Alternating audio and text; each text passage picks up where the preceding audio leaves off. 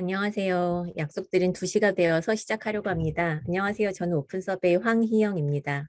오늘은 표지에서 보시는 것과 같이 브랜드 플래닝을 위한 필수 데이터 U&A 조사로 얻는 법이라는 주제로 약 1시간가량 말씀을 좀 드려보려고 합니다. 저희가 사실 데이터를 보여드리는 웨비나는 많이 진행을 했었는데 이렇게 업무에 어떻게 소비자 데이터를 활용하는지에 대해서도 좀 알려드리는 웨비나를 진행했으면 좋겠다고 생각했고요. 그 첫 번째로 U&A 조사에 대한 이야기를 해야겠다고 생각을 했는데 그 이유를 먼저 말씀드리고 지나가 보려고 합니다. 2021년에 기업 고객이 오픈 서베이와 하셨던 조사의 유형들을 좀 뽑아봤더니 U&A 조사가 1000건이 넘게 압도적으로 많았고요. 그 뒤를 이어서 컨셉 테스트, 브랜드 인덱스, 브랜드 이미지 등등의 순으로 나타났습니다. 2위인 컨셉 테스트보다도 2배 이상 지금 건수가 많은데요. 왜 이렇게 U&A 조사들을 많이 하셨나 좀 생각을 해보니 브랜드 플래닝을 위해서 가장 기본적인 데이터를 수집하는 조사이기 때문이라는 생각이 들었고요. 이렇게 활용도가 높은 유형에 대해서 많은 분들께 좀 소개를 해드리면 좋겠다는 생각이 들었습니다. 사실 오늘 이제 말씀드릴 내용이 제가 욕심을 좀 내다 보니까 굉장히 많더라고요. 사실 브랜드 플래닝이라고 하는 게 브랜드 마케터 분들께는 굉장히 중요한 업무의 한 부분이고 그에 어떻게 소비자 데이터를 이용하는지를 말씀드려야 되는 부분들도 굉장히 많다 보니까 분량이 좀 많이 돼서 아마도 오늘 제가 이 내용을 말씀드리는데 한 50분 정도의 시간을 좀 쓰게 될 것 같고요. 그 이후에 Q&A 창에 올려주신 질문들 위주로 질문해 주신 거에 대한 답을 좀 드려보도록 하겠습니다. 그러면 앞으로 50분 정도를 어떻게 보낼지 먼저 말씀을 좀 드리고 시작해 볼게요. 첫 번째는 브랜드 플래닝과 U&A 조사의 관계에 대해서 먼저 말씀을 드리고 목적에 맞는 U&A 조사를 하는 방법 그리고 U&A 조사 결과를 잘 활용하는 방법 이렇게 3가지 주제로 나눠서 말씀을 드려보겠습니다. 먼저 브랜드 플래닝과 U&A 조사의 관계입니다. 오늘 세션에 들어와 주신 분들 대부분 마케터 혹은 브랜드 매니저라는 직함을 가지고 계실 것 같아요. 사실 이렇게 생각하고 저희가 초대를 했는데요. 실제 등록해 주신 분들을 보니까 기획팀에서도 많이 등록을 해주셨더라고요. 사실 이 공식에서 브랜드라는 단어를 사업이라는 단어로 바꾸면 기획팀에서 업무를 하시는 분들은 사업을 키우는 사람이라고 할 수 있을 것 같습니다. 그렇다면 우리가 브랜드를 키우고 사업을 키우는 사람인 만큼 우리의 공통적인 관심사는 바로 브랜드 사업을 키우는 법이라고 할 수 있을 텐데요. 오늘은 그 얘기를 좀 더 집중적으로 해보려고 합니다. 브랜드를 키우는 법. 그로스 이퀘이션을 알면 길이 보입니다. 라고 제가 적었는데요. 사실 브랜드 성장이라는 거는 수치화돼서 나옵니다. 모든 수치화돼서 나오는 결과들은 어떻게 보면 연산의 과정을 거쳐서 나온다고 할 수 있는데 그게 마케팅의 영역에서 어떻게 적용되는지 한번 예시를 들어보겠습니다. 샴푸 매출을 좀 생각을 해보면요. 사실 샴푸 매출은 샴푸의 단가 곱하기 소비자들이 구매하는 샴푸의 개수 이렇게 곱셈으로 나타낼 수가 있고요. 여기서 구매 개수는 다시 전체 구매 건수에 한 번에 구매하는 개수를 곱한 것으로 나타낼 수 있습니다. 샴푸를 구매하는 건수는 샴푸를 구매하는 고객 수와 그 고객당 구매하는 빈도의 곱셈으로 다시 나타낼 수 있고 이때 고객당 구매 빈도는 고객이 일주일에 샴푸를 이용해서 머리를 감는 빈도 곱하기 1회 사용하는 양의 곱셈으로 샴푸를 사용하는 고객 수는 전체 인구수 곱하기 샴푸를 이용해서 머리를 감는 사람의 비율, 즉 침투율의 곱셈으로 나타낼 수 있습니다. 샴푸의 매출을 올리려면 이 공식에 연결되어 있는 박스에 있는 숫자들을 다 키워야 된다는 뜻인데요. 그중에 상대적으로 좀 마케터가 노력해서 키울 수 있는 것이 있다고 하면 반대로 독립적으로는 영향을 미치기 어려운 것들이 있습니다. 예를 들어서 샴푸를 이용하는 고객 수에 들어가는 공식은 인구수 곱하기 침투율인데요. 여기서 전체 인구수는 브랜드 마케터가 노력해서 바꿀 수 있는 숫자는 아닙니다. 하지만 그 인구 가운데 샴푸를 사용하는 사람의 비율인 침투율이라고 하는 것은 소비자 에듀케이션, 여러 가지 마케팅 활동을 통해서 바꿀 수 있는 숫자라고 할 수 있습니다. 고객당 구매 빈도를 만들어내는 2가지 숫자인 고객당 사용 빈도와 1회 사용량도 마찬가지입니다. 일주일에 샴푸를 이용해서 머리를 감는 빈도 또한 사실은 여러 가지 마케팅 활동을 통해서 바꿀 수 있는 숫자들입니다. 요약해서 말하면 이 공식에서 지금 보여드리고 있는 여러 그 지표들 가운데서 파란색으로 표시가 된 것은 상대적으로 브랜드 매니저가, 마케터가 혹은 기업이 의도를 가지고 노력을 해서 변경할 수 있는 것들이라고 한다면 회색으로 표시된 것들은 그 변경의 영향만 받고 독립적으로 조정하기는 어려운 것이라고 할 수 있겠습니다. 따라서 샴푸의 매출을 올리려면 단가를 올리던가 1회에 여러 개를 구매하던가 혹은 1회 사용량을 늘리던가 고객당 사용 빈도를 늘리던가 혹은 샴푸를 사용하는 사람의 비율인 침투율 자체를 늘리는 것이라고 할 수 있겠습니다. 다른 예시를 하나 살펴보겠습니다. 맥주의 예시인데요. 맥주의 판매량은 식당과 주점에서 판매되는 양과 마트 편의점에서 판매되는 양의 합산으로 생각해 볼 수 있습니다. 이때 식당 주점에서 판매되는 맥주의 양은 회식에서 소비되는 양, 모임에서 소비되는 양, 그리고 식사 반주로 소비되는 양의 합산이라고 생각할 수 있고요. 마트와 편의점에서 판매되는 맥주의 양은 집에서 식사 반주로 소비하는 양, 야식으로 소비하는 양, 홈파티나 캠핑으로 소비하는 양의 합산이라고 생각해 볼 수 있습니다. 따라서 맥주의 판매량을 늘리려면 이 박스 중에 어떤 것이든 맥주의 소비량을 늘리는 것이 답이라고 할 수 있는데요. 여기서 홈파티의 예시를 조금 더 살펴보겠습니다. 홈파티로 소비되는 맥주의 양을 좀 늘리려면요. 전체 홈파티 건수 중에서 그 홈파티에서 맥주를 마시는 비율, 즉 홈파티의 맥주 침투율이라는 숫자를 곱하고 다시 1회에 구매하는 맥주의 양을 곱하면 홈파티에서 소비되는 맥주의 양을 계산을 할 수가 있는데, 여기서 내가 맥주 브랜드 마케터라면 사실 바꿀 수 있는 숫자는 홈파티 맥주 침투율과 1회에 구매하는 양, 홈파티 목적으로 1회에 구매하는 맥주의 양, 이 두 가지를 변경함으로써 맥주 판매량을 조정할 수 있습니다. 또 좀 다른 방법을 생각해 볼 수도 있는데요. 화면에 보시는 게 카테고리 전체의 사용량이라고 한번 생각을 해보겠습니다. 이 가운데서 내 브랜드의 판매량을 늘리고 싶다면 첫 번째로 해야 할 일은 내 브랜드를 현재 이용하고 있는 고객이 현재 상황에서 사용을 유지하도록 하는 그런 방식입니다. 두 번째로 할 수 있는 거는 이 고객이 현재 이용하고 있는 상황에서 더 많이 쓰도록 하는 것이고요. 세 번째로 이용할 수 있는 것은 현재 사용하고 있는 상황이 아닌 새로운 상황에서 쓰도록 하는 것입니다. 그 외에 할 수 있는 방법은 경쟁사의 고객을 뺏어오거나 혹은 카테고리를 전혀 이용하고 있지 않은 새로운 신규 사용자를 유치해서 내 브랜드의 고객으로 만드는 것이고요. 이 경우에 내 브랜드의 성장은 바로 1번, 2번, 3번, 4번, 5번 활동을 해서 얻은 성장분의 합산이라고 할 수 있겠습니다.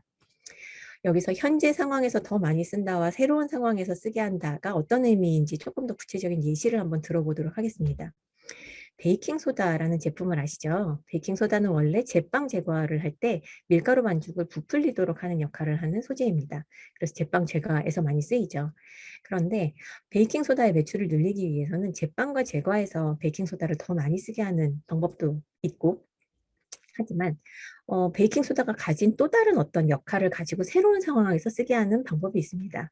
아마 집에서 이제 세척을 하시거나 청소를 하시는 분들은 아마 베이킹소다가 들어간 제품들 요즘 많이 사용하고 계실 텐데요. 베이킹소다의 새로운 기능인 살균과 소독이라는 기능을 이용해서 야채나 과일을 좀 안전하게 세척하거나 혹은 세척의 효과, 살균이나 그 청소의 효과를 조금 더 높이기 위해서 베이킹소다를 단독으로 사용하거나 혹은 세제에다 섞어서 사용하는 경우들이 많이 늘어났는데요.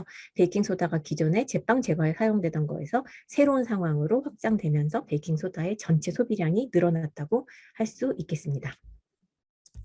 결국 이 세 가지 예시를 보여드린 이유는 바로 이 얘기를 하기 위해서입니다. 브랜드의 성장은 바로 소비자의 행동을 브랜드에 유리하도록 강화, 변화시키는 데서 만들어진다라는 명제에 대한 이야기를 오늘 꼭 드리고 싶었습니다. 아래에 있는 내용은 제가 적절하게 번역을 잘 할 자신이 없어가지고 원문 그대로 가지고 왔는데요. 첫 번째 블랙 포인트에서 말씀드리는 것은 마케팅이라고 하는 것이 결국은 브랜드가 소비자의 행동을 그들에게 유리한 방향으로 강화하거나 변화시켜서 성장을 만들어내는 것이다 라고 지금 이야기를 하고 있고, 여기서 성장의 기회라는 것은 결국은 소비자의 행동을 변화시키는 데서 나온다라는 것을 강조하고 있는 문구입니다. 두 번째에서 얘기하고 있는 것은 어떤 기업이 성장을 컨트롤하거나 가속화하기 위해서는 반드시 어떤 특정한 소비자 혹은 고객의 행동을 바꿀 것인지를 알아야만 하고, 그걸 알 때만 비로소 이 성장을 컨트롤할 수 있다라는 이야기를 하고 있고요. 앞서서 보여드렸던 growth equation 혹은 성장 방정식이라고 하는 것은 바로 특정한 소비자의 행동, 바꿔야 하는 행동과 성장의 기회를 연결하는 것을 조금 더 도식화해서 보여드린 것이라고 할 수 있겠습니다. 결국 브랜드 플래닝의 핵심이란 앞에서 보여드렸던 이런 growth equation에서 무엇을 얼마나 바꿔서 어떤 수준에 이를 것인지를 정의하는 것인데요. 앞서 보셨던 샴푸 예시를 가지고 한 번 더 이야기를 해보겠습니다. 앞서서 샴푸의 매출을 늘리기 위해서는 화면에서 보시는 파란색으로 표시된 것들을 바꿔야 한다라고 말씀을 드렸는데요. 사실 샴푸를 내가 한국에서 팔고자 할 때, 혹은 한국이 아닌 다른 국가에서 팔고자 할 때, 그 목표는 좀 달라질 수 있습니다. 한국에서 샴푸 판매량을 늘리고 싶다고 한다면 샴푸를 사용하는 인구의 비율은 이미 99%, 그리고 아마도 평균 사용 빈도는 주 5회 이상은 될 것입니다. 따라서 이 공식에서 오른쪽에 있는 것들을 바꿔서는 샴푸의 매출을 늘릴 수 있는 여력이 그렇게 많지가 않습니다. 그렇기 때문에 한국에서 샴푸를 판매한다면 단가를 높이는 것이 굉장히 중요한 목표가 되어야 하고요. 높은 단가의 샴푸를 수용하고 사람들이 살 수 있도록 하기 위해서 대용량 제품을 만들거나 향수나 탈모 샴푸 같은 새로운 기능을 강조한 프리미엄 제품을 만드는 것이 중요하다고 하겠습니다. 반대로 동남아시아에서 샴푸를 판다고 하면요, 샴푸 침투율이 아직은 50%밖에 되지 않은 국가들이 많습니다. 이 샴푸를 사용하는 인구의 비율을 50%에서 75%로 높이면 매출이 1.5배가 되죠. 그리고 샴푸를 평균 사용하는 빈도도 주 1회 정도에 머무르고 있는 곳들이 많은데요. 이걸 주 2회로 늘리면 매출이 2배가 됩니다. 바꿔 말하면 동남아시아처럼 아직 샴푸라는 카테고리가 충분히 성숙한 카테고리가 아닌 시장에서 브랜드를 키우신다고 하면 이 공식에서 더 오른쪽 끝에 있는 좀 더 근본적인 소비자의 행동들을 바꿈으로써 더 큰 성장의 폭을 가져갈 수 있다라고 말씀드릴 수 있겠습니다. 이렇게 브랜드 플래닝을 하는 과정에서 저희가 데이터를 왜 써야 하는지에 대한 이야기가 사실 오늘 드리려고 하는 말씀의 핵심인데요. 이렇게 한번 생각해 볼 수 있을 것 같습니다.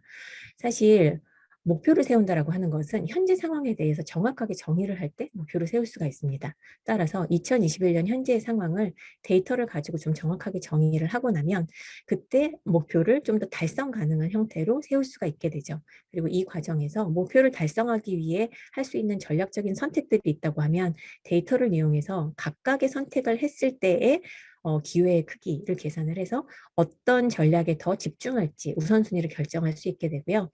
목표를 세우고 실행을 한 이후에는 데이터로 목표 달성 수준을 파악해서 그 전략을 바꿀지 유지할지 새로운 전략을 세울지를 결정할 수 있게 되며 그때의 성과가 바로 2022년에 새로운 현재라는 베이스라인이 되고 이 과정을 반복할 수 있는 근거가 됩니다. 바꿔 말하면 데이터라는 것은 브랜드 플래닝을 하는 과정에서 설득력 있고 우선순위가 명확하며 달성 가능한 브랜드 플랜을 세울 수 있게 해주는 가장 중요한 조력자라고 할 수 있습니다. 그렇다면 실제로 데이터 기반 브랜드 플래닝을 하는 데 있어서 어떤 데이터를 어떻게 쓸 수 있는지 몇 가지 예시를 좀 들면서 더 말씀을 드려보도록 하겠습니다. 먼저 밀키트 예시입니다. 사실 코로나19 이후에 굉장히 카테고리 전체가 성장을 한 재미있는 예시라고 할 수 있는데요. 밀키트 브랜드의 매출을 올리고 싶다고 하면 여러분들이 할 수 있는 선택지를 한번 좀 그려보도록 하겠습니다. 샴푸와 유사하게 브랜드 매출은 단가 곱하기 브랜드 판매량으로 나타낼 수 있고요. 브랜드 판매량은 전체 밀키트 카테고리 판매량 안에서 우리 브랜드가 얼마나 점유를 했느냐를 곱해서 또 나타낼 수가 있습니다. 밀키트 전체 판매량이라는 것은 밀키트를 이용하고 있는 가구 수와 그 가구에서 일주당 밀키트를 취식하는 빈도, 그리고 1회 취식하는 개수의 곱셈으로 나타낼 수 있습니다.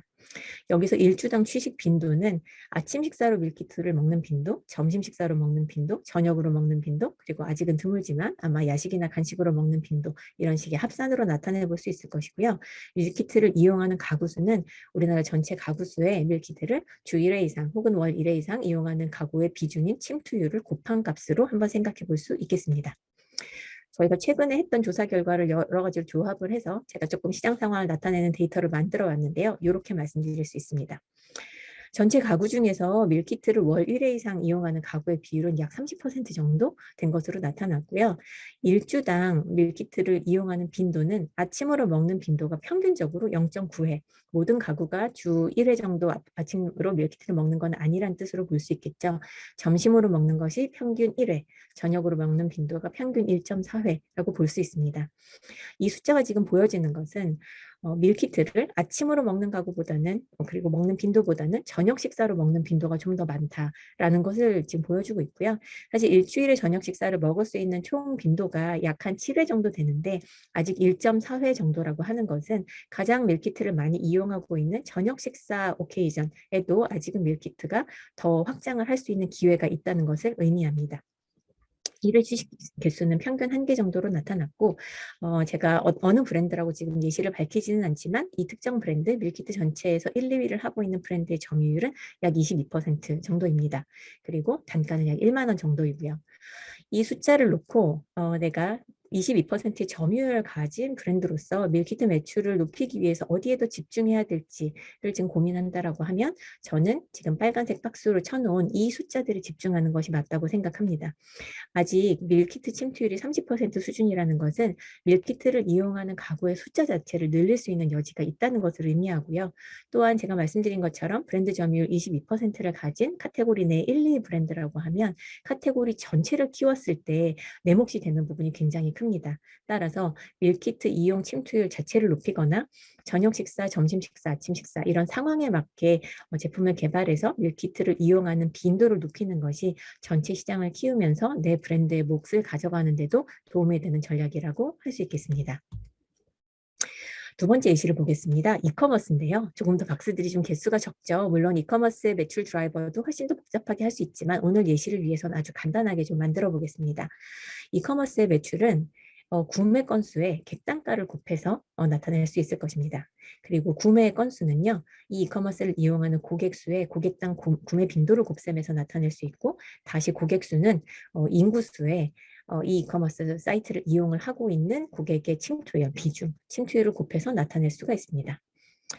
어떤 이커머스의 예시인지는 제가 말씀드리지는 않겠습니다만 이런 데이터가 있다고 해보겠습니다. 2000년과 2021년 자사 이커머스에 대한 데이터 그리고 2021년 경쟁사의 데이터를 가지고 와봤습니다. 2020년과 2021년의 자사 데이터를 비교해보면 객단가는 28,000에서 26,000원 정도로 약간 소폭 낮아진 정도라고 할 수 있고요. 고객당 구매 빈도는 3.9회에서 4.2회로 조금 늘었습니다. 그리고 우리 이커머스 사이트를 이용하고 있는 고객의 비율인 침투율은 23%에서 25%로 증가를 했습니다. 그리고 2021년도 우리의 경쟁사의 수치를 봤을 때 객단가는 37,000원, 고객당 구매 빈도는 3.0회, 침투율은 31% 정도라고 할 수 있겠죠. 이 숫자를 보고 사실 경쟁사와 우리와 차이가 있는 부분은 분명히 내가 더 그 갭을 줄이기 위해서 노력할 수 있는 여지가 있다는 것을 의미할 수 있는데요. 사실 전략은 크게 두 가지로 나뉠 수가 있습니다. 첫 번째는 객단가에 집중하는 전략입니다. 2021년도 자사 객단가가 26,000원, 경쟁사의 객단가가 37,000원이라고 하면 객단가를 올릴 수 있는 여력이 있다는 것을 의미하겠죠. 그래서 객단가에 집중하는 전략을 생각해 볼 수 있고요.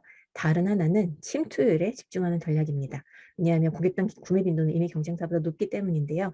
25%와 31%, 우리 이커머스를 이용하는 소비자의 비율인 침투율을 25%에서 경쟁사 수준을 올렸을 때 얻어갈 수 있는 크기가 있습니다. 이때 어떤 것에 집중할지는 내 전략을 실행해야 되는 타임 윈도우가 단기냐 중장기냐에 따라서 굉장히 달라질 수 있습니다. 단기의 성과를 가장 효과적으로 개선할 수 있는 것은 객단가를 조정하는 것입니다. 하지만 이 이커머스 사이트의 경우에는 사실 경쟁사 대비해서 고객당 구매 빈도가 높고 객단가는 낮기 때문에 사람들이 좀 더 자주 사야 하는 물건들을 소량씩 구매하고 있는 형태로 이미 정착이 되어 있다는 것을 의미하므로 객단가를 무리하게 조정하려고 하면 사실 우위를 가지고 있는 고객당 구매 빈도에 영향을 미칠 수가 있습니다. 좀 더 중장기적 성과를 원한다면 결국 우리 이커머스 사이트를 이용하는 고객의 숫자 자체를 늘려놓아야, 즉 침투율을 늘려놓으면 사실 그 고객을 대상으로 객단가를 드라이브하거나 더 많은 다양한 제품들을 파는 여러 가지 전략을 시행할 수 있기 때문에 중장기 성과 증진이 목표라고 하면 침투율을 개선하는 것이 더 우선순위라고 할 수 있겠습니다. 마지막 예시를 한번 보겠습니다. 여기서 숫자가 좀 많아요. 온라인 페이먼트 예시이고요. 온라인에서 여러분들이 결제 수단으로 이용할 수 있는 것은 신용카드에서부터 간편 결제, 그리고 통신사 소액 결제 등등 굉장히 다양한 방법이 있습니다. 이 온라인 결제를 하고 있는 곳들, 이커머스에서 물건을 사는 것을 제외하고 보면요. 게임, 유료 앱이라든가 이모티콘, 혹은 영상 스트리밍과 음악 스트리밍을 결제하는 것, 클라우드 서비스를 결제하는 것, 이렇게 굉장히 다양한 영역으로 나뉘게 되는데요. 어떤 시장으로 먼저 집중해서 확장을 하고 점유율을 높이는 것이 좋을까가 고민이라고 한다면 이런 데이터들을 한번 보실 수 있을 것 같습니다. 먼저 전체 온라인에서 결제를 하는 사람들 중에 각 영역에서 최근 3개월에 결제한 사람들의 비율을 살펴보면 가장 높은 것은 영상 스트리밍, 넷플릭스의 위력을 알 수가 있죠. 다음으로 음악 스트리밍, 그리고 다음으로 이모티콘 구매 정도로 나타납니다. 월 평균 각 영역에서 얼마 정도를 지출을 하는지 물었을 때는 가장 지출 비용이 높은 것은 게임입니다. 아무래도 게임 아이템을 구매하기 때문에 그렇겠죠. 그 다음으로 이북, 조금 더 매니아 성격이 있는 분들이 한 영역에서 많이 지출하는 것을 알 수 있고요. 다음으로 유료 앱이나 영상 스트리밍 등등이 따르는 것을 볼 수 있습니다. 그렇다면 이 두 개의 숫자를 가지고 전체 온라인 페이먼트 시장 안에서 각각의 영역이 차지하는 비중을 좀 계산해 볼 수 있겠죠. 사실 결제자 비율이 퍼센트라서 그냥 계산하기 조금 어렵게 느끼실 수 있는데요.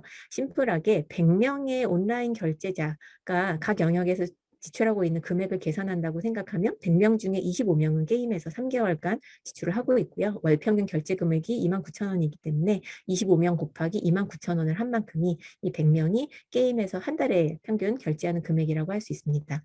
같은 방식으로 전부 곱하기를 하고 합산을 해서 각각의 영역이 전체 합산 금액 안에서 차지하는 비중을 계산한 것이 세 번째 컬럼에 나타낸 숫자들입니다. 이걸 보시면 전체 안에서는 영상 스트리밍이 차지하는 비중이 굉장히 높은 것을 알 수 있죠. 결제하는 사람의 비율이 가장 높고 그다음에 월 평균 결제 금액도 낮지 않기 때문에 나타나는 현상입니다. 다음으로 큰 시장이 게임이고요. 그 다음이 음악 스트리밍 정도 수준이라는 것을 알 수 있습니다. 각각의 시장에서 현재 우리의 페이먼트 유형이 침투하고 있는 비율을 살펴보면 가장 잘하고 있는 시장은 음악 20% 정도를 차지를 하고 있고요. 다음으로 게임이나 유료 웹, 그리고 그 다음으로 이모티콘, 웹툰 정도로 나타나고 사실 굉장히 시장이 큰 영상 스트리밍에서는 10% 정도로 낮은 수준을 보이고 있습니다.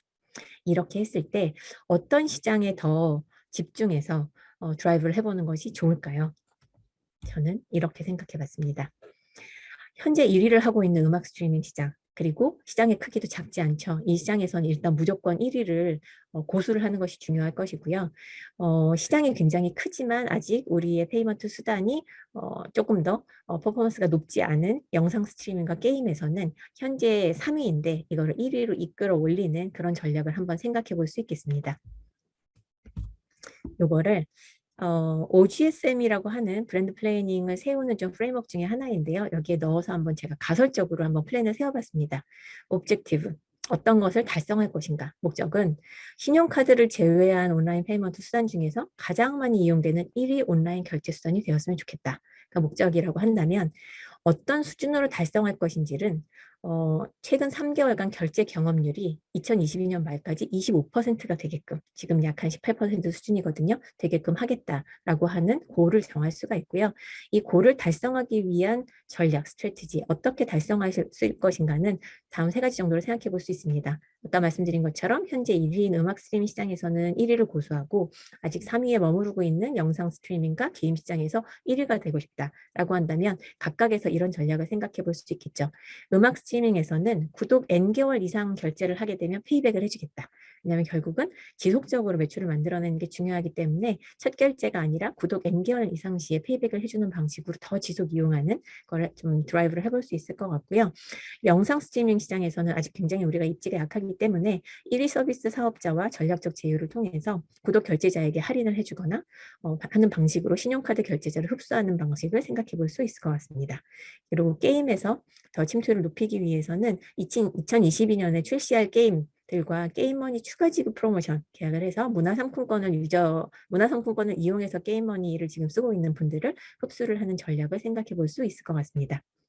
이 각각의 전략이 얼마나 잘 달성이 되고 있는지를 파악할 수 있는 지표인 매저로는 이렇게 한번 정해볼 수 있을 것 같아요.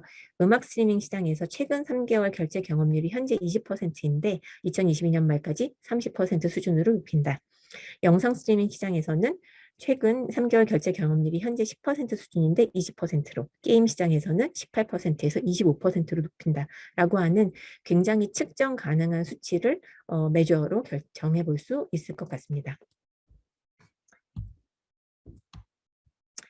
지금까지 소비자의 행동을 바꿔서 브랜드 성과를 개선하는 여러 가지 방식들, 그리고 그걸 데이터로 어떻게 측정하고 목표를 정할지에 대한 얘기를 해봤는데요. 하나 더 이야기를 해야 될 것이 있습니다. 바로 소비자의 인식에 대한 것입니다.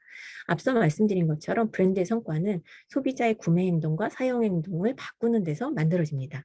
그런데 소비자의 구매 행동과 사용 행동은 봐도 태도와 인식에 영향을 받습니다. 소비자가 특정 행동을 하도록 혹은 특정 행동을 하지 않도록 유도하거나 막고 있는 인식을 바꾸어야 소비자의 구매 행동과 사용 행동을 바꿀 수가 있고요. 바로 이것이 오늘 말씀드리려고 하는 UNA라는 조사에서 사용 행동과 태도를 한꺼번에 살펴보는 이유입니다. UNA는 영어로 Usage and Attitudes의 약자인데요. Usage라고 하는 것은 사용 행동을 의미하고 Attitude는 소비자의 태도, 인식을 포함한 이런 것들을 의미합니다.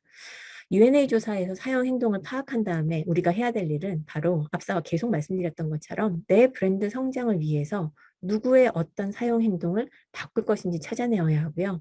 소비자의 태도를 이해한 다음에는 내 브랜드 성장을 위해 도움이 되는 인식은 강화하고 방해가 되는 인식은 극복하는 전략을 수립해야 됩니다. 이 두 가지를 합친 것이 바로 브랜드 플랜이라고 할 수 있고요. 앞서서 제가 계속 말씀드렸던 것처럼 브랜드 플랜을 짜는 데 있어서 UNA가 가장 기본적인 데이터를 제공할 수 있다고 하는 것은 이러한 소비자의 사용 행동과 태도 인식을 파악할 수 있는 데이터를 제공하기 때문입니다. UNA 조사에서 커버하는 범위에 대한 질문을 저희가 좀 많이 받습니다. 그래서 이렇게 설명을 좀 드려볼게요. 예를 들어 제가 퍼실이라고 하는 세탁세제 브랜드 매니저라고 하면요. 제 브랜드는 퍼실이고요. 제 브랜드는 세탁세제라고 하는 카테고리 안에 포함됩니다. 세탁세제는 세탁을 위해서 쓰는 제품이죠. 사실 소비자의 입장에서는 세탁세제는 옷을 깨끗하게 관리하기 위해서 쓰고 있는 여러 가지 수단 중에 하나입니다. 세탁이라는 행동 외에도 소비자는 옷을 관리하기 위해서 탈취, 삶기, 표백과 같은 다양한 태스크를 지금 수행을 하고 있고요. 각각의 태스크를 수행하기 위해서 서로 다른 솔루션들을 이용하고 있습니다. 이때 UNA 조사는 가운데 표시된 세탁세제라고 하는 카테고리 수준에 집중해서 데이터를 수집합니다. 내 브랜드 퍼실에 대해서 좀 더 궁금한 내용이 있을 때는 브랜드 인덱스라는 형태의 조사를 많이 이용하고요. 세탁세제가 포함되는 더 큰 범위에서 소비자의 태스크에 대해서 이해를 하기 위해서는 헤비된 프랙티스라는 조사를 많이 이용하고 있습니다. 왜 UNA 조사에서는 카테고리 수준으로 데이터를 보느냐라는 질문에 대해서 이렇게 좀 답을 드릴 수 있을 것 같아요. 내 브랜드가 1위 브랜드라면 사실 앞서도 한번 언급을 드렸는데 카테고리를 성장시키면 그 성장분이 모두 내 몫이 됩니다. 따라서 카테고리를 성장시키기 위한 기회를 찾는 것이 중요하기 때문에 카테고리 수준을 이해하는 것이 중요하고요. 반대로 내가 1위 브랜드가 아닌 3, 4위 브랜드라면 내 브랜드 사용자의 행동은 카테고리 전체 수준에서 결정이 됩니다. 그리고 카테고리 내에서 더 많은 점유율을 가져오는 것이 중요하기 때문에 카테고리 내의 타 브랜드 사용자까지 살펴보면서 기회를 찾는 것이 필요하고 그래서 카테고리 수준에 훨씬 더 집중한 데이터를 보는 것이 UNA 조사에서는 핵심이라고 할 수 있겠습니다. 다음 섹션으로 넘어가기 전에 몇 가지만 좀 말씀을 드릴게요. 제가 앞서서 브랜드 플래닝 예시로 OGSM 모델을 보여드렸는데 사실 브랜드 플래닝을 세우는 방법에 OGSM 모델만 있는 것은 아닙니다. 이미 하고 계시는 방법도 있으실 거고요. 어떤 양식이나 모델을 사용하시건 앞서서 보여드린 것과 같이 무엇을 어떻게 어떤 수준으로 달성할지를 굉장히 측정 가능하게 명확하게 정해야 한다는 것만 기억해 주시면 될 것 같습니다. 목표를 세울 때는 이 5가지 단어를 좀 기억을 해주세요. 앞서서 제가 목표를 2022년 말까지 최근 3개월간 결제 경험률을 25% 수준으로 높인다라는 고를 좀 정했는데요. 거기에 들어가 있는 요소들을 좀 생각을 해보시면 굉장히 어떤 특정한 행동을 바꿀 것인지 스페시픽하게 그리고 어느 정도 수준으로 높일 것인지 메저러블하게 그리고 갑자기 25%에서 70%를 만들겠다는 게 아니라 어치버블 한 수준으로 그러면서도 2022년 말까지라고 하는 시간이 명기된 방식으로 목표를 세운 것. 이 요건들이 달성이 되었을 때 좀 더 명확한 목표를 세울 수 있다는 것을 기억해 주시면 좋겠습니다. 그리고 같은 브랜드이더라도 카테고리 성장 단계가 어떤지 목표 달성 기간이 얼마나 짧은지 긴지에 따라서 전략적 우선순위가 달라집니다. 앞에서 간단히 보여드린 샴푸와 이커머스 예시를 기억하시고 여러분이 맡고 계신 브랜드에 대입해서 플랜을 짤 때 꼭 고려하시기를 바랍니다. 마지막으로 앞서서 사실 이커머스 예시에서 보셨던 객단가나 구매 빈도 같은 경우는 꼭 소비자 조사를 통하지 않아도 내부에서 가지고 계시는 데이터로 답을 할 수가 있습니다. 브랜드 플랜을 뒷받침하는 데이터를 반드시 UNA 조사로만 얻을 수 있는 것은 아니고요. 판매 데이터나 온라인 행태 데이터 등 다양한 데이터를 활용하실 수 있는데 UNA 조사를 오늘 소개드린 이유는 가장 기본적이면서 필수적인 소비자 행태와 인식에 대한 데이터를 한 번에 얻을 수 있는 방법이기 때문입니다. 그러면 다음 섹션에서는 목적에 맞는 U&A 조사를 하는 방법에 대해서 말씀을 드려보겠습니다. 제가 생각보다 파트 1에 시간을 굉장히 많이 썼어요. 사실은 뒤에서 이제 소개드릴 방법들은 조금 더 기계적인 내용이기도 하고, 그다음에 저희나 혹은 다른 조사를 하신 분들께 물어보셨을 때도 조금 더 답을 얻기 쉬운 부분들이라서 조금은 더 빠르게 제가 진행을 해볼 수 있을 것 같습니다.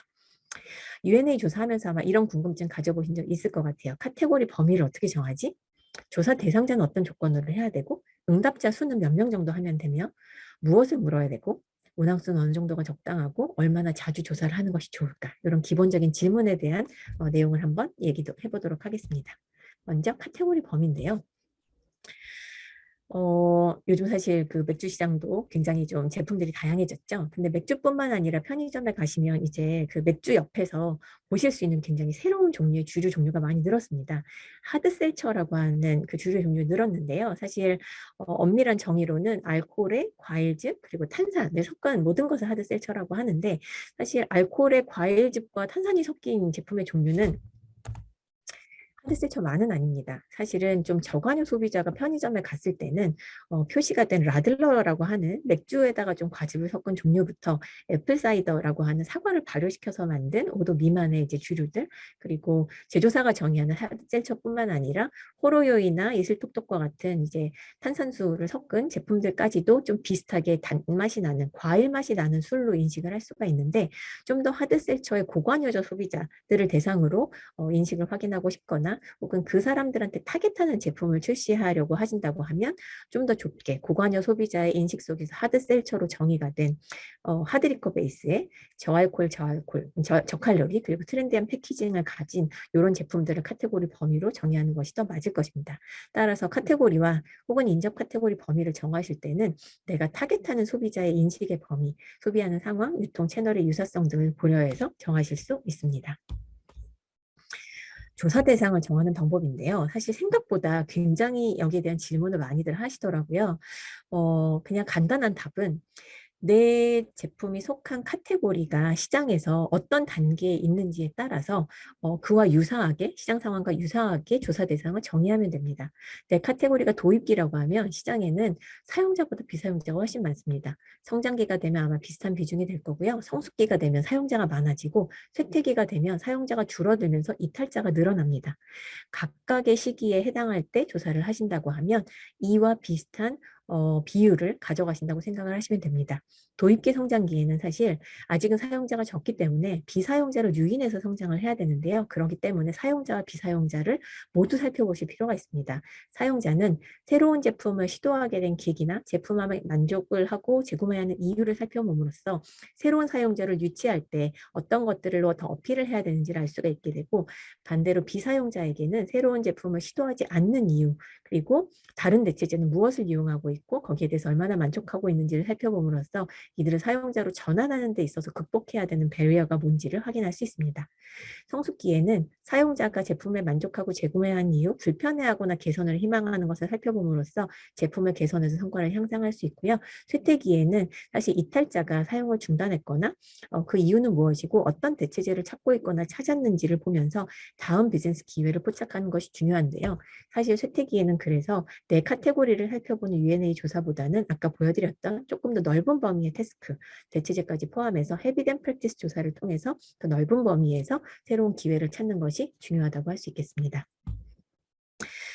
또한 U&A 조사에서 사용자를 봐야 되는지 구매자를 봐야 되는지 되게 고민이 되실 수가 있어요. 근데 제품 카테고리의 특성에 따라서 사용자와 구매자가 굉장히 많이 겹치는 케이스도 있지만 그렇지 않은 경우도 있습니다. 대부분의 개인 사용 제품은 사용자와 구매자가 같기 때문에 U&A 조사에서 둘 다를 그냥 커버하시면 되는데, 예를 들어 가구 단위로 함께 구매하고 사용하는 제품의 경우에는 사용자와 구매자가 일부 겹치지만 그렇지 않을 수 있습니다. 가그린이나 생리대 같은 제품들이 좀 그에 해당하고요. 또한 대리 구매하거나 선물로 구매한 제품은 사용자와 구매자가 완전히 분리가 되죠. 면도기나 건강기능식품들이 여기에 해당이 되는데, U&A 조사에서는 사용자를 이해하는 데 더 집중을 하고 구매자에 대해서 별도의 이해가 필요하다면 구매자 조사를 통해서 더 자세하게 보는 것을 권해드리고 있습니다. 조사 대상자를 찾는 방법인데요. 사실 설문지에는 스크리너라고 하는 파트, 그리고 본설문이라고 하는 파트가 있습니다. 화면에 보시는 이 시는 사실 공기청정기를 렌탈해서 이용하고 있는 사람들을 찾아서 여러 가지를 좀 물어보고 싶은데, 스크리너에서는 공기청정기를 렌탈로 이용하는 사람들을 찾기 위해서 더 많은 사람들한테 설문을 보내서 렌탈 이용자를 찾는 과정을 지금 표시를 하고 있습니다. 이렇게 하는 이유는 사실 시장에서 공기청정기를 렌탈로 이용하고 있는 사람들의 성별 연령 비율을 정확하게 알 수 있는 데이터가 없어요. 그러다 보니까 처음부터 공기청정기 렌탈 이용자의 구성을 저희가 성별 연령별로 정하고 들어갈 수 있는 것이 아니라서, 스크리너 응답자를 인구 비례와 굉장히 유사하게 구성을 한다고 하면 그 인구 비례에 맞게 구성이 된 10,000명의 스크리너 응답자 중에서 렌탈을 이용하고 있다라고 한 사람들의 성별 연령 구성이 시장에 있는 렌탈 이용자의 성별 연령 구성과 유사하다라고 가정할 수 있고, 이 구성이 시장을 반영한다라고 볼 수 있기 때문에 이런 방식을 권장하고 있습니다. 조금 더 뒤에서 구체적으로 어떻게 구성하는지 좀 말씀을 드려볼게요. 예를 들어 무선 이어폰 사용자의 성별 연령 구성, 우리나라에서 어떻게 되는지 알 수 있는 데이터가 없습니다. 그랬는데 1,000명의 무선 이어폰 사용자를 대상으로 조사를 하고 싶은데, 사실 가장 쉬운 방법은 20대 남성, 20대 여성, 30대 남성 이렇게 성별 연령별로 125명씩 동비로 구성을 하는 게 가장 심플한 방법입니다. 문제는 이렇게 구성을 했을 때 이 비율이 시장에 있는 무선 이어폰 사용자의 비율을 반영하지 않을 수 있다는 것이 문제입니다. 그래서 저희가 진행하는 방법은 일단 먼저 전국 2059 인구 3천만 명의 구성을 한번 살펴보면요. 20대 남성이 약 340만 명, 20대 여성이 약 310만 명, 이 인구 안에서는 20대 남성이 11.5%, 여성이 10.4%를 차지하는구나 라는 것을 알 수 있습니다. 이 구성을 알게 되면 스크리너 2,000명의 비율을 동일한 방식으로 구성할 수가 있습니다. 2,000명 중에서 20대 남성이 11.5%를 차지하도록 하려면 230명의 남성에게 스크리닝 응답을 받으면 됩니다. 이런 식으로 해서 2,000명의 스크리너 응답자를 실제 인구 구성과 동일한 비율로 구성을 합니다. 그리고 나서 스크리너 응답자 중에서 각 성별 연령 구간 안에서 무선 이어폰을 사용하고 있다고 응답한 사람들의 비율을 살펴보면요. 20대 남성 230명 중에서 무선 이어폰을 사용하는 비율은 무려 95.7%였는데요. 남성의 연령대가 50대로 높아지면 61.6%로 낮아집니다. 20대 여성이 무선 이어폰을 사용하는 비율은 92.4%였는데 마찬가지로 연령대가 올라가면 57%까지 떨어지게 되죠. 그럼 이 비율을 곱해서 계산을 하면 스크리너 2,000명 가운데 무선 이어폰을 현재 사용하고 있는 사람은 1,512명이고요. 그 안에서 각 그룹의 구성은 20대 남성이 14.6%, 20대 여성이 12.8%를 차지하게 됩니다. 아까 전체 인구 중에선 20대 남성이 11.5%를 차지했는데 무선 이어폰을 이용하는 비율이 높기 때문에 실제 무선 이어폰 사용자 내에서는 14.6%로 더 비율이 높아진 것을 보실 수가 있을 거예요.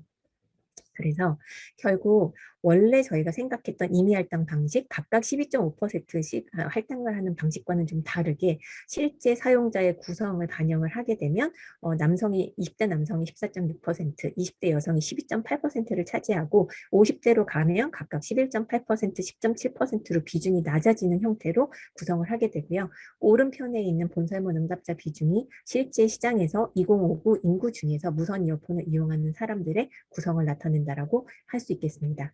이렇게 구성하는 방식을 저희가 대표표본 구성이라고 의미를 하고요.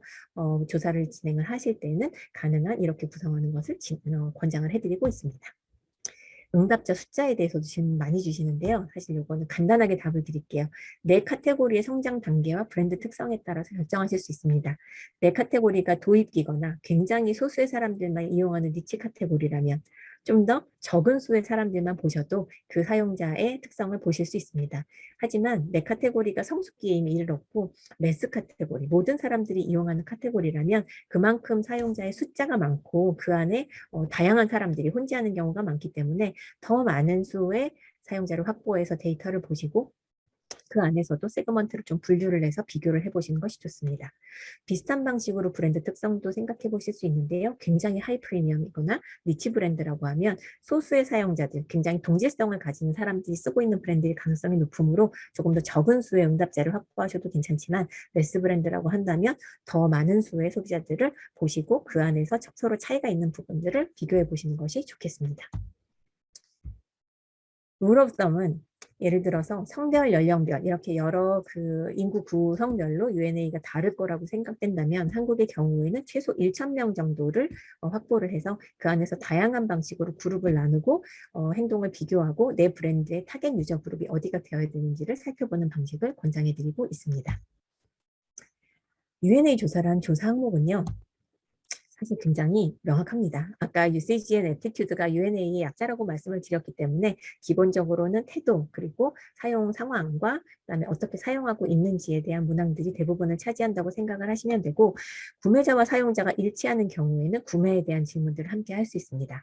그리고 내 사용자들을 세그먼트로 좀 분류해서 보기 위해서 성별, 연령 혹은 가구 구성, 소득과 같은 인구 통계학적 특성들을 좀 더 부연해서 보실 수가 있고요. 일반적인 UNA 조사의 구조는 이렇게 됩니다. 만약 물리적 제품이 아니라 서비스에 대한 UNA 조사를 하신다고 하면 이 UCG 파트에서 질문이 조금 달라질 수 있습니다. 예를 들어 구독 서비스 같은 경우에는 무료로 이용하는 경우, 유료 구독을 하는 경우, 유료로 사용을 한다면 유료로 사용하게 된 계기라던가 결제하는 그 이용료가 얼마나 되고 결제 방식은 어떤지 등등을 제품을 구매하는 상황과는 조금 다르게 물어볼 수 있다고 생각할 수 있겠습니다. 채널에 대해서 유통 채널에 대한 UNA를 하신다면 사실은 유스지와 펄체스가 이제 합쳐지게 되죠. 그래서 유통 채널을 방문하는 중에 구매하는 비율이라던가 여러 채널들을 이제 이용해서 구매를 하실 텐데 그 중에 죽음의 채널이 무엇인지 구매 품목이 무엇인지 등등 유통에 해당하는 질문들로 구성을 하실 수가 있을 겁니다. 일반적인 UNA 조사에서는 앞서 말씀드린 태도와 그다음에 UCG, 구매에 대한 부분, 사용자 특성 이런 정도를 커버를 했을 때 약 한 3, 40문항 정도 내외에서 거의 대부분 구성이 가능합니다. 그래서 이 정도 안에서 진행을 하시는 것을 권장을 드리고요. 이보다 문항이 많아진다면 아마도 다른 조사에서 더 딥하게 보셔야 되는 것을 UNA 조사에 합치고 있는 것은 아닌지 한번 점검해 주시고 후속 조사를 기획을 하시는 방식이 더 좋지 않을까 생각됩니다. UNA 이후에 할 수 있는 추가 조사 예시를 조금 얘기해달라는 그 얘기가 있어서 넣었는데요. 예를 들어 UNA 조사에서 사실 우리 브랜드에 대해서 특정 인식이 브랜드 사용을 더 드라이브하는데 방해가 되고 있다라는 결론이 나왔다고 한다면 UNA 조사에서 브랜드를 알고 있는 사람들만을 타겟해서 브랜드 인식에 대한 더 추가 조사를 해볼 수 있을 것입니다. 그래서 이런 방식으로 브랜드 경험자를 대상으로 브랜드 경험을 평가해서 더 만족스러운 부분, 그렇지 않은 부분을 알아내는 조사를 할 수도 있고요.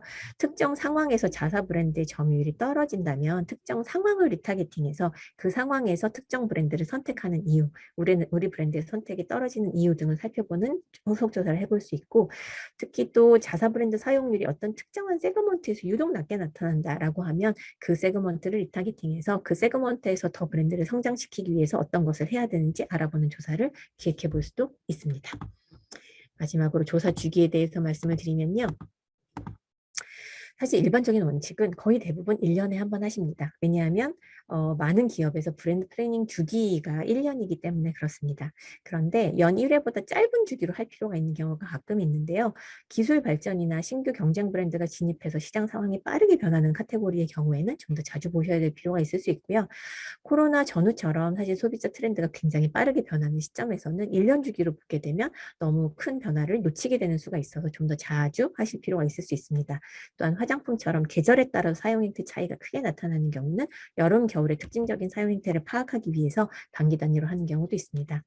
반대로 연 1회보다 긴 주기로 하시는 경우는 제품의 구매 주기 자체가 굉장히 길고 제품의 변화가 많지 않고 소비자와 시장의 변화 속도가 크지 않은 카테고리인 경우 이렇게 생각해 보실 수 있고요. 전문가용 제품의 경우도 대부분의 경우에 변화가 아직 많이 크진 않기 때문에 연 1회보다 좀 긴 주기로 하셔도 크게 무리가 없습니다. 마지막 파트에서는 UNA 조사 결과 잘 활용하는 법이라고 했는데 사실 데이터 시각화 혹은 UNA에서 나온 개별 정보들을 가지고 어떻게 좀 종합 정보를 만드는지를 궁금해 하시는 고객들이 많으시더라고요. 그래서 이 부분을 좀 집중해서 몇 가지 예시를 보여드리겠습니다. 첫 번째 예시는 사실 UNA 조사 결과를 가지고 어떤 세그먼트에 집중해야 될지 의사결정을 하고 싶으신 경우가 많은데 그때 세그먼트별 시장 규모를 산정하는 걸 굉장히 어려워하세요.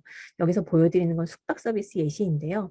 우리나라 1년에 숙박을 이용하는 그 볼륨, 박수라고 하죠. 총 몇 명이 몇 박을 이용했는지는 관광통계 DB라는 곳에 들어가면 사실 숫자를 알 수가 있습니다.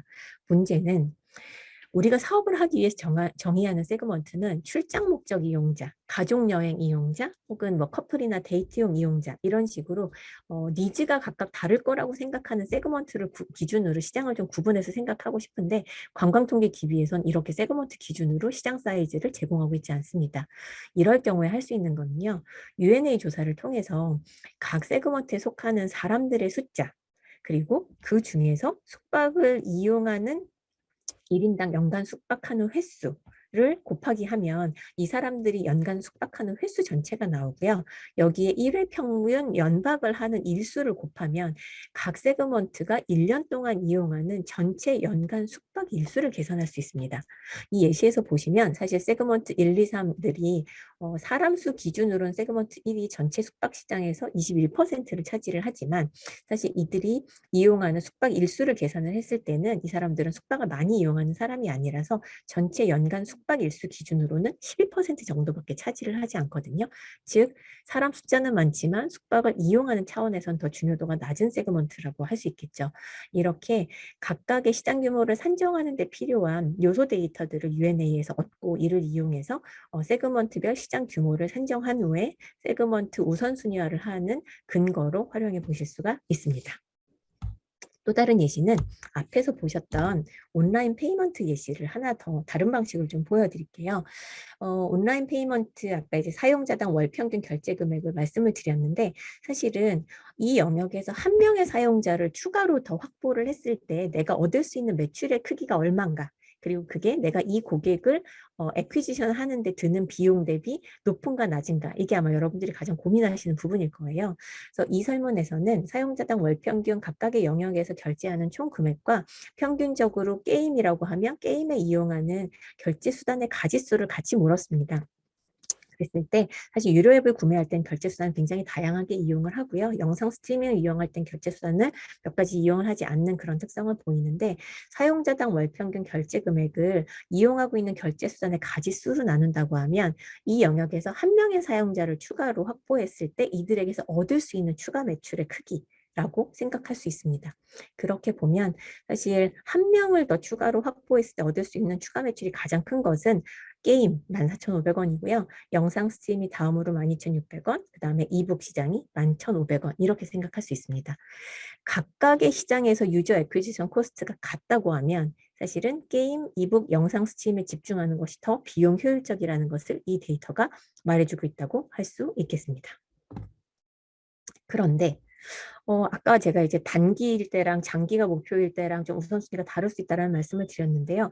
사실 단기적으로는 앞서 보신 것과 같이 게임이나 이북 시장을 집중을 하면 더 좀 좋은 비용 효율적으로 유저를 확보할 수 있을 것 같아요. 그런데 앞서 말씀드렸던 것처럼 결제 금액 기준 시장 내에서의 비중을 보면 사실 이북 시장은 굉장히 크기가 작습니다. 아직은 굉장히 소수의 사람들이 이용하는 그 영역이고요. 여기서 내가 추가로 사용자를 한다 하더라도 최대로 얻을 수 있는 사용자의 숫자 자체가 많지 않기 때문에 사실 굉장히 장기적으로 전략을 편다고 하면 토탈 어드레서블 마켓 크기 관점에서는 우선순위 시장이 되기 어렵다라는 것도 계산을 한번 해보면 아실 수가 있을 겁니다. 두 가지 예시를 더 보여드릴 건데요. 브랜드 퍼널 굉장히 많이 들어보셨고 이런 그림도 많이 보셨을 거예요. 내 브랜드가 시장에서 어떤 단계에 있는지를 이렇게 좀 표시를 하는데요. 사실 내가 속한 카테고리가 사람들이 자주 구매하지 않는 내구재냐 아니면 서비스냐 굉장히 자주 구매하는 소비자냐 유통이냐에 따라서 이 단계 정의는 조금씩 달라질 수 있습니다. 그 성격에 맞춰서 하면 되는데 사실 브랜드 퍼널에서 우리가 얻을 수 있는 정보는 크게는 이런 정도입니다. 보시는 거는 가전의 예시인데요. 사실 가전시장의 굉장히 예전 미국 시장 예시예요. GE와 월풀이 당연히 미국 시장이기 때문에 뭐 거의 100%에 가까운 인지율 그리고 구매를 한번 해본 비율도 40% 50%에 이를 정도로 메이저 브랜드의 역할을 하고 있겠죠. 그 외에 밑에 브랜드 A, B, C는 미국 현지 브랜드가 아닌 우리나라 브랜드를 포함한 외국 수입 브랜드라고 생각을 하시면 되는데 각각 브랜드별로 좀 잘하고 있는 영역과 그렇지 않은 영역이 차이가 있습니다. 한 단계에서 다음 단계로 전환되는 비율을 전환율이라고 하는데요. 예를 들어서 내가 브랜드 C 혹은 브랜드 B를 하고 있다고 한번 생각을 해보겠습니다. 브랜드 B의 경우에는 구매를 고려한 사람 중에서 실제로 구매한 비율은 굉장히 좀 높은데 반대로 거기가 낮고요. 죄송합니다. 제가 말씀 잘못 드렸네요. 구매를 한 사람 중에서 다음번에도 이걸 구매하겠다라고 하는 그 충성도는 굉장히 높지만 고려하는 사람 중에 실제로 구매까지 연결되는 비율은 낮고, 브랜드 C의 경우에는 인지한 사람 중에서 이 브랜드가 친숙하다라고 얘기하는 사람의 비율이 낮다라는 것을 의미합니다. 제가 만약에 브랜드 B나 브랜드 C를 마케팅을 하고 있다라고 하면 사실은 저의 벤치마킹 브랜드는 G나 월풀이 되기보다는 브랜드 A 정도가 되는 게 맞겠죠. 반대로 제가 월풀이라고 한다면 사실 G랑 비교해서 어떤 단계를 더 개선을 해야 될지를 고민하는 것이 맞을 것이라고 생각이 됩니다. 만약에 내가 집중을 해야 되는 전환의 단계가 조금 더 앞쪽에 있을수록 할 수 있는 선택과 구매 이후에 뒤쪽에 있을수록 할 수 있는 전략이 좀 다릅니다. 제가 브랜드 터치 포인트와 브랜드 메시지 관점에서 어떻게 다른지를 좀 정리해 놨는데요.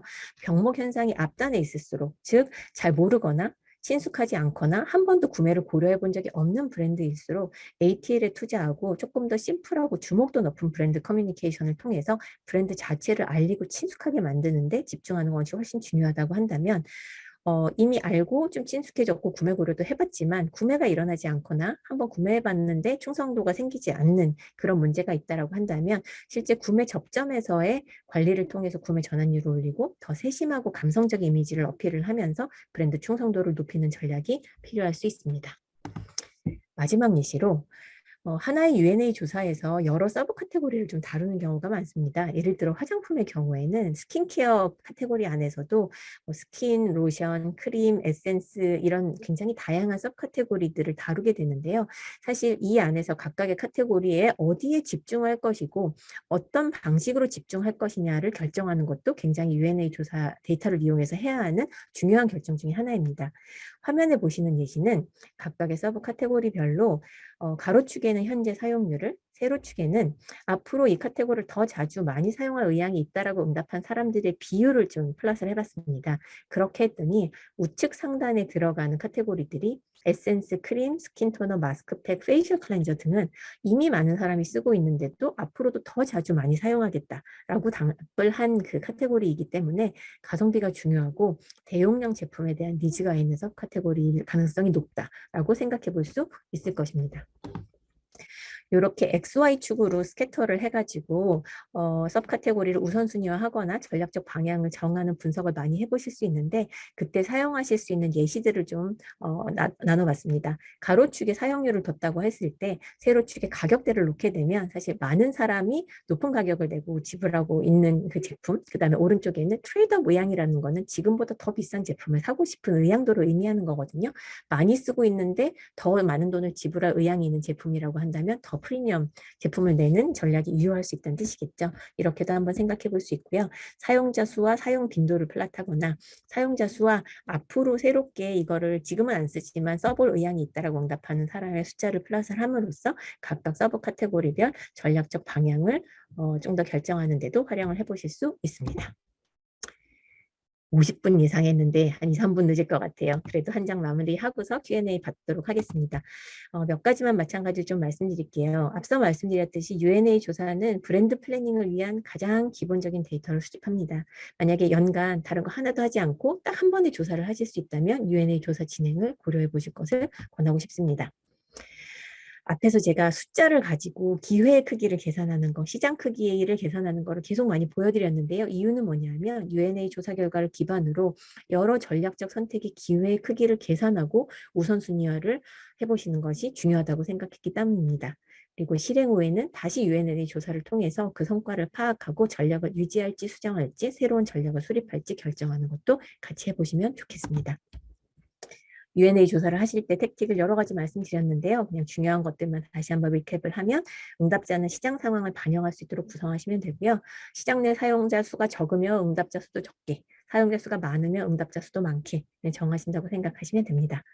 카테고리 사용자의 인식과 행동을 파악하는 데 집중을 한다 그러면 3, 40문항 이내 정도로 하시는 게 응답자가 지치지 않고 좋은 데이터 품질의 응답을 줄 수 있는 그런 길이라고 볼 수 있고요.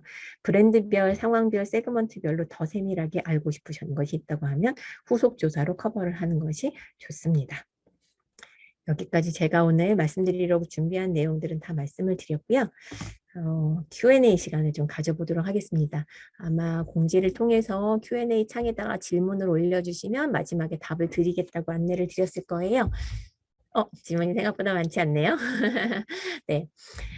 채용 커리어 서비스 플랫폼 회사에 재직 중인 브랜드 마케터께서 질문 주셨습니다. 브랜드 인지도 조사를 주기적으로 하며 추이를 살펴보려고 하는데 브랜드 인지도 1% 상승이 사업적으로 얼마만큼 가치를 지니는지 수치하고 싶어요. 혹시 참고할 만한 방법론이나 사례가 있을까요? 네. 요거는 제가 앞서서 보여드렸던 사실 브랜드 퍼널에서 브랜드 인지도를 1% 상승을 시켰을 때 사실은 뒤에서 우리 사용자가 얼마나 늘어날지 그리고 그 사용자가 현재 우리한테 지불하고 있는 그 스pen딩을 안다고 하면 그 한 명이 늘었을 때 얼마나 매출이 늘어날지를 계산을 할 수가 있거든요.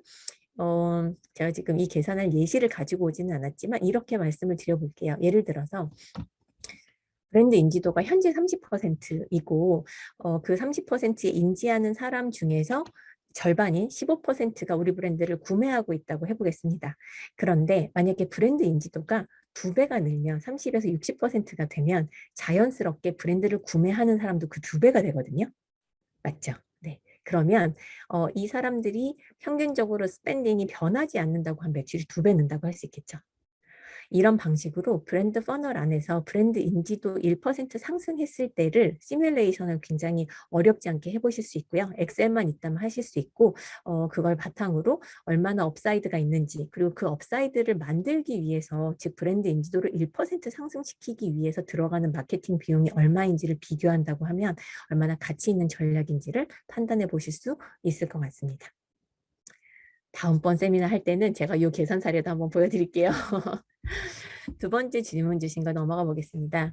브랜드 인지도 자체는 높은데 브랜드에 대한 구체적인 이미지가 정형화되어 있지 않을 경우 추가적으로 어떤 방향으로 조사하면 좋을지 궁금합니다. 제가 앞서서 U&A 조사를 하시고 요 문제를 포착을 하셨다면 즉 브랜드 인지도가 높은데 그 이후의 성과가 생각만큼 잘 나오지 않는다라고 하면 브랜드에 대한 인식에 문제가 있을 수 있다는 것을 의미하거든요. 그랬을 때는 브랜드 이미지 조사, 브랜드 인식 조사를 후속으로 해보실 수 있을 것 같아요. 이때 브랜드에 대한 구체적인 이미지를 알아보는 데는 두 가지 방법이 있을 수가 있습니다. 하나는 사실 소비자들한테 아무런 것도 제시하지 않고 그냥 물어보는 거예요. 이 브랜드에 대해서 이 브랜드를 들었을 때 떠오르는 것을 무엇이든 얘기해달라. 이 브랜드에 대해서 가지고 있는 이미지를 얘기해달라. 그러면 어떤 자극도 있지 않았을 때 소비자가 지금 현재 가지고 있는 가장 자연적인 상태에서 해당 브랜드에 대한 이미지를 이야기를 해주실 수가 있고 브랜드에 대한 이미지가 없으면 거기 정말 별 단어가 나오지 않습니다. 그렇다고 하면 그게 문제인지 아닌지를 생각해 볼 수 있겠죠. 어떤 카테고리는 굉장히 그냥 효용만 있는 카테고리라서 브랜드에 대한 이미지가 그 카테고리에 있는 어떤 브랜드도 그렇게 뚜렷하지 않은 카테고리도 있을 수가 있어요. 근데 그게 아니라 경쟁 브랜드에 대해서는 그런 구체적인 연상 이미지들이 있고 긍정적인 이미지를 가지고 있는데 우리 브랜드가 그렇지 않다고 하면 문제다라고 생각해보는 방식이 있을 수 있고요. 다른 하나는 이미 이 카테고리에서의 브랜드 이미지를 구성하는 중요한 속성들에 대해서 이미 잘 알고 계시다고 하면 예를 들어 이 카테고리에서는 프리미엄한 이미지가 있는지가 굉장히 중요하다. 트렌디한 이미지가 있는지가 굉장히 중요하다. 스타일리시한 이미지가 있는지가 중요하다. 이런 가설들이 이미 굉장히 명확하게 있다고 하시면 그 속성을 제시하고 우리 브랜드가 이 속성을 얼마나 가지고 있다고 생각하는지 또 경쟁사 브랜드는 이 속성을 얼마나 가지고 있다고 생각하는지를 객관식으로 질문을 하고 두 개의 결과를 비교해서 우리 브랜드에 대한 인식이 경쟁사 브랜드 인식 대비해서 어느 부분에선 강점을 가지고 어떤 부분에서는 약점을 가지는지 분석해 보실 수 있어요. 그 분석을 해보시고 나면 어떤 브랜드 이미지를 더 우리가 강하게 가지는데 투자할 것인지에 대한 의사결정을 하실 수 있게 되고 그게 만약에 스타일리시한 이미지를 가지는 거다라고 하면 그 방향에 맞는 브랜드 메시지, 그다음에 광고에서의 비주얼, 그리고 커뮤니케이션 채널 등등을 선택하는 것을 하실 수가 있을 것입니다. 질문이 갑자기 많이 와가지고, 네, 시간이 사실 1시간 말씀드리긴 했는데, 이거 다 답을 드리면 1시간 좀 넘을 것 같아요. 시간이 좀 안 되시는 분들은, 먼저 나가실 서도 괜찮으실 것 같고요. 그래도 최대한 좀 어렵게 시간 내서 오셨으니까 제가 다 답은 좀 드려보도록 하겠습니다. 자사 침투율을 산출하는 방법이 무엇이 있을까요? 카테고리 산업 대비 자사 매출 외에 다른 방법이 있는지 궁금합니다. 라고 물으셨는데, 앞서 보셨던 브랜드 퍼널에서 사실 하는 가장 중요한 것 중에 하나가 이 침투율을 산출하는 하는 겁니다. 브랜드 퍼널이라는 게 구성되는 방식이 다음 중 한 번이라도 들어봤거나 알고 있는 브랜드는 무엇인가요? 라고 해서 인지한 브랜드들을 선택하게 하고 그 다음에 알고 있는 브랜드 중에서 한 번이라도 구매해 보신 것은 무엇인가요? 라고 묻고요. 한 번이라도 구매해 보신 것 중에서 구매 주기에 따라서 최근 한 달 혹은 최근 6개월 혹은 최근 1년간 구매해 보신 브랜드가 무엇인가요? 라고 묻게 되거든요. 이때 세 번째 단계에서 우리 브랜드를 선택한 사람들이 바로 우리 브랜드를 현재 이용하고 있는 사람들이라고 할 수 있고요. 전체 카테고리 사용자 중에서 우리 브랜드를 현재 이용하는 사람의 숫자를 부모로 올리면 그러면 그게 이제 자사 침투율이라고 할 수 있습니다. 그래서 매출로 보시는 것도 있지만 사실은 제가 좀 전에 말씀드렸던 것처럼 UNA라고 하는 거는 소비자의 관점에서의 브랜드 사용을 보는 거기 때문에 이렇게 카테고리 전체 사용자 중에서 우리 브랜드를 사용하는 사람의 숫자를 비율로 표현해서 한번 계산해 보는 거를 해보실 수 있을 것 같아요. 그 다음 질문 해보겠습니다. 고압 세척기 회사에 계시는 마케터라고 하셨어요. 고압 세척기는 전문기기 그렇겠네요. 그렇죠? 사용자 빈도는 40에서 60대에 있다 보니 UNA 조사가 어려울 수 있는데 이럴 때는 어떻게 조사를 해야 할까요? 라고 하셨어요. 사실 전문가 제품의 경우에는 대량 정량 조사가 어려울 수 있습니다. 굉장히 하이 프리미엄, 완전 하이 럭셔리의 제품에도 그런 경우가 많은데요. 이럴 때는 정량적 조사보다는 개별 인터뷰 방식을 조금 더 생각해 보실 수 있어요. 그래서 특정 이 말씀하신 고압 세척기라고 하는 제품을 쓰고 있는 분들을 찾아서 그분들을 모시고 이분들이 사용하는 방식 그리고 브랜드별로 어떤 인식을 가지고 계시고 우리 브랜드에 대해서 어떤 점에 대해서 만족하고 어떤 점에는 만족하지 않으신지를 물어보는 방식으로 해보시는 것이 좋을 것 같습니다. 다음 질문 답 드려볼게요. 신규 브랜드의 경우에 UNA 조사가 필요할까요? 현재는 구매자를 대상으로 한 설문조사만 진행 중인 상태입니다. 침투율은 어떤 식으로 계산할 수 있는지 궁금합니다. 아, 그렇군요. 아까 제가 도입기에는 우리 브랜드 유저보단 비사용자가 훨씬 더 많을 수밖에 없다고 말씀드렸잖아요. 그래서 신규 브랜드의 경우에는 사실 사용자와 비사용자를 다 보시는 것이 중요합니다. 그 그룹으로부터 얻을 수 있는 정보가 달라서 그렇습니다. 사용자가 우리에게 줄 수 있는 정보는 어떤 게 매력이라서 우리 브랜드를 쓰게 됐나. 왜냐하면 다른 비사용자를 전환할 때도 그 사람들이 이걸 몰라서 안 쓰지만 이걸 알려줬을 때 우리의 사용자로 전환할 수 있는 기회가 생길 수 있거든요. 이 힌트를 얻으시는 게 사용자 대상 조사에서 얻으셔야 되는 부분이고요.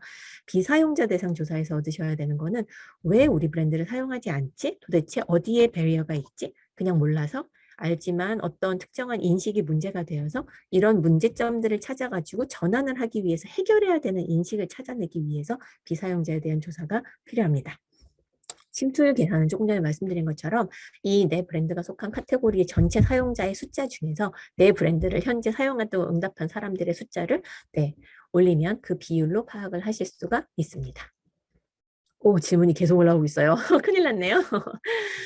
유초등 교육 분야에서 브랜드 마케팅을 하고 있는 마케터입니다. 브랜드 인지도를 평가하려면 어떤 수치를 파악하는 게 맞을까요? 기업마다 다르다면 이런 사례가 있을까요? 라고 응답 주셨어요.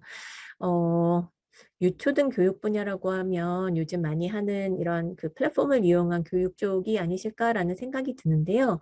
일단 브랜드 인지도는 기본적으로 파악하는 문항은 굉장히 심플합니다. 다음 중 들어보셨거나 알고 계시는 브랜드를 골라주세요 라고 물을 수 있고요. 혹은 지금 하고 계시는 그 브랜드를 제시를 하고 이 브랜드에 대한 본인의 친숙도를 잘 설명한 문장을 골라주세요. 1번, 한 번도 들어본 적 없습니다. 2번, 들어보긴 했지만 정확히 어떤 브랜드인지 잘 모릅니다. 3번, 어떤 브랜드인지 잘 알고 있지만 아직 한 번도 사용해보거나 구매해보지 않았습니다. 4번, 한 번 구매해본 적은 있지만 현재는 구매하지 않고 있습니다. 이런 방식으로 브랜드에 대한 어떤 사용의 정도를 파악할 수 있게끔 그 파악을 해가지고 응답을 받을 수가 있는데요. 브랜드 인지도가 사실 카테고리별로 브랜드 인지도를 묻는 방법이 굉장히 다르지는 않기 때문에 어떤 곳을 찾으시던지 되게 표준화된 방식을 찾는 거는 그렇게 어렵지가 않으실 것 같아요. 다음 거를 다 지금 들려볼게요. Save Our Earth라는 관련 프로젝트를 진행 중이신 분이라고 말씀하셨는데요. 아, 이거는 Q&A가 아니시네요. 네, 이거는 다른 통로로 답을 드리도록 하겠습니다. 그 다음에, 네, 그 다음, 네. 환경인식에 대한 UNA 조사에 대한 사례가 있으면 편히 알려주세요라고 하셨는데 사실 환경인식 UNA보다 저희가 요즘 최근 새롭게 하고 있는 것 중에선 탄소 중립? 대해서 어떻게 소비자들이 좀 느끼고 있고 어떤 거는 실천을 좀 해보거나 하고 있는지 이런 것들은 좀 간간히 조사를 좀 해보고 있는데 굉장히 좀 어, 재미있다고만 하면 안 되겠죠? 굉장히 어떤 경우에 좀 감명하는 그런 조사 결과를 보게 되는 경우들이 있어요. 굉장히 어찌 보면 여기에 대한 인식도 굉장히 많이 올라왔고 자발적으로 더 불편하거나 비용이 더 들더라도 참여 의향이 있는 소비자들이 되게 많아졌구나라는 걸 느끼고 있어서 네, 그런 변화는 생기고 있는 것 같습니다. 제가 구체적으로 오늘 얘기를 할 수 있을 만큼 데이터를 가지고 오지는 않아서 네, 그렇습니다. 질문에 대해서는 다 답을 드린 것 같아요. 지금 3시 4분이네요. 그러면 추가적인 질문이 있으실까요? 그렇다면 제가 약속드린 시간이 됐기 때문에 마치려고 하는데 하나 많이 질문 앞으로 주실 것 같아가지고 좀 먼저 말씀드리면 자료를 공유해 주시냐고 질문을 많이 주세요. 일단 오늘 보신 자료는 바로 저희가 공유를 해드리긴 좀 어려울 것 같아요. 이유는 사실 저희도 이게 좀 새로운 시도예요. 그냥 데이터를 보여드리는 게 아니고 어떻게 데이터를 좀 활용하실 수 있는 거를 안내하는 이제 세션 자체를 이제 좀 새롭게 기획을 해서 해보는 거다 보니까 앞으로 아마도 제가 이제 커밋을 하면 저희 팀이 굉장히 부담스러워 하실 것 같긴 한데 월 1회 정도 각각 다른 주제로 좀 진행을 해보려고 하는데 저희도 아직 진행하는 포맷이나 자료를 공유하는 방식이나 이런 것들이 결정된 바가 없어서 아직은 자료 공유 계획은 없습니다. 하지만 제가 알기로 아마 하루 이틀 후에 이 영상을 다시 보실 수 있는 그 링크를 이제 공유 드릴 거라서요. 혹시 더 궁금하셨던 부분이 있으시면 영상 링크 활용해가지고 한 번 더 찾아보실 수 있으면 좋을 것 같습니다. 네, 그러면 다른 질문 없으시면 오늘 세션은 여기서 마치도록 하겠습니다. 바쁘신 중에 시간 내서 참석해 주셔서 감사드립니다.